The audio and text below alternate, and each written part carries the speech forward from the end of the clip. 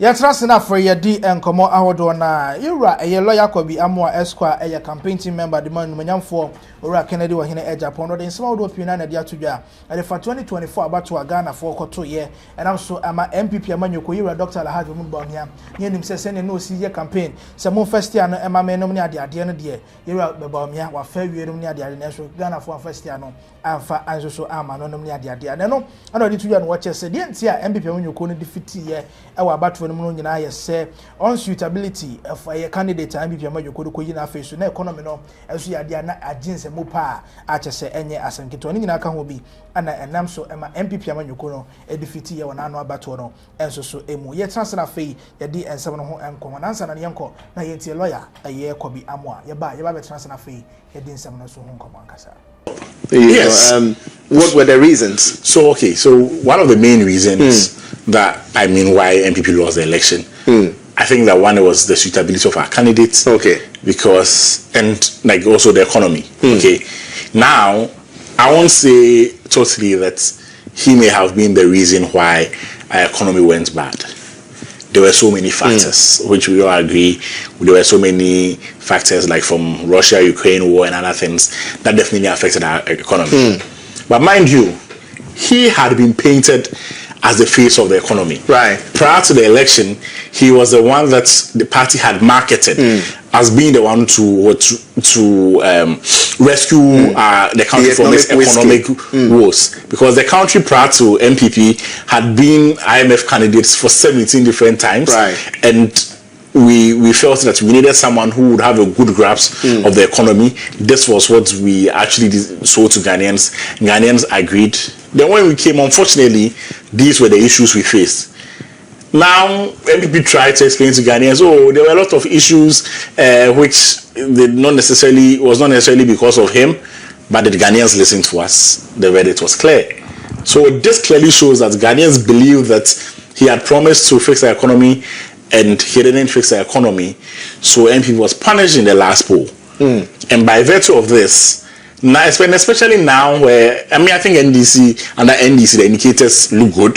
Truth be told, I don't think it's because they are doing, I'm not trying to downplay their efforts, but also, I'm a sovereign debt lawyer. Okay. So also because when IMF takes over your economy during an IMF program, there's a lot of technical assistance, there's a lot of technical support. IMF has about 3,000 economists, and imagine such a very strong, and they have depth of knowledge in helping economies grow. So whether it's NDC who is doing well, or there's a lot of support. But now the economy looks a bit more stable. Right. The economy looks a bit more steady. So what will be the case for Dr. Bawumia to become president? If his is the economy and Ghanaians are going to compare, under your time what happened and under this time what is happening. Right. Okay, I'll come back. Right. I'm saying people quote ni lawyer Kobi Amwa Esquire ne and the chegu ye ne transfer na fee ye din semino enso so ho enkomo na ye ni enkomo. Enti no ura Kobi Amwa asem na o ka no. Or say NPP lose based on economy now. And unsuitability of NPP. And Dr. Mahmoud Bawumia is not on fatase on the D any musa no person watch due to Niama a course one. But 2024 abana eto ye no. Senanka ye Ekufuad na mukra na esa kwa nkubeluzi. Because people were fed up. People were fed up underground. One man sama what me mo de based on said and my nyuma bi ni ade dem say commercial routine but quite no utie nkomo a wofo na as people were just fed up with this government no ankasa Kufuado sana mo a o san to ayampe a kire mpanifo ne ahefo ne ade no na sa akwa ebo achi bi ni ade enti mi hunu say so the blame koma Bawumia mi hunu de eti also the blame Bawumia do Bawumia so when ya ba ya obobetu kura na he should be grateful to Nana Kufuado. He should be grateful to NPP aban and as NPP amanyoko because nkofo ka se wono no not done the nya dia ombama kwama na be di party because the party was start to be Akan People's Party.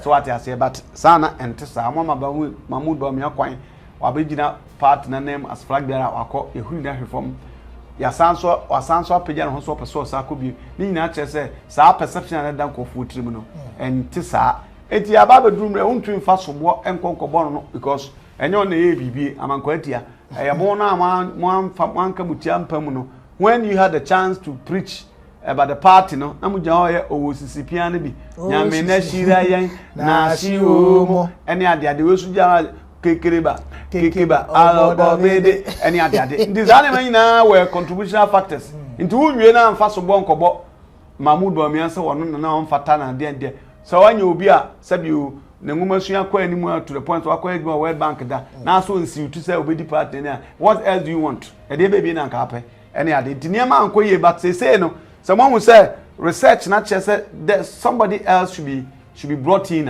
ene ade o sam oka emfa nko hye dum ni adan na Bawumia na we ye ne economy anko ye na hwan Ghana ba is starting 1993 why no ba yes economy tin e de na ba and now one about economy no I stable because of vice president. You mean see that?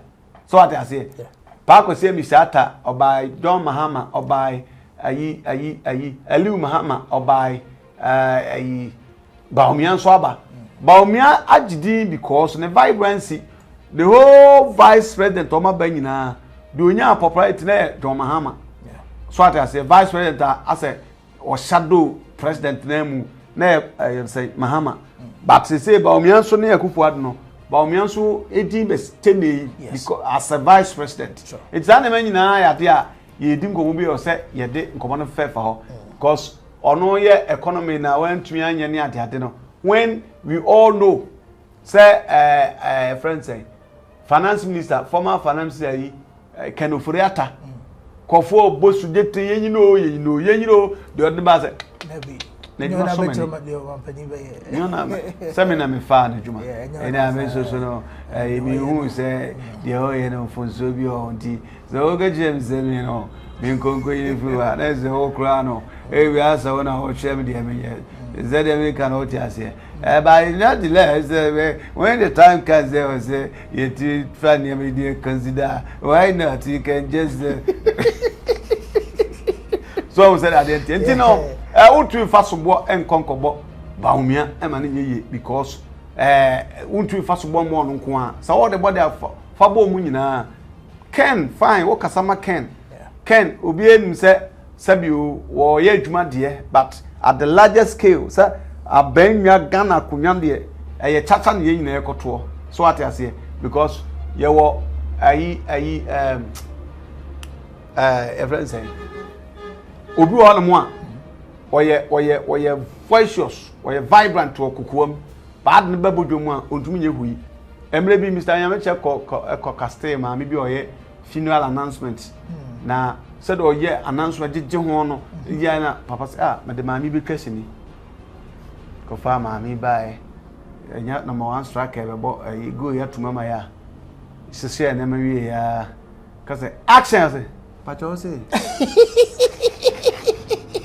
Sawo etobu o egudu okukuo ba adan ba bonten so a ya mutu emu bi opa fe ko musu so de na na be ye so what I say whether or without anything sure. We can still do what we do any other ti mom fa so bomo Mahmoud Bawumia bebribi say because catch me say Ghana for niam asesa ka Agyapong no so mpe no nti delegate ntoma no me Ghana man pedi simple ko kan che obi enfo obi former a past mistake e me den because nipa sesa I was saying, I didn't come on in the body. I saw the adventure in the comment section. I say, I feel like you share na afofro and so any be ashe. Yakramo.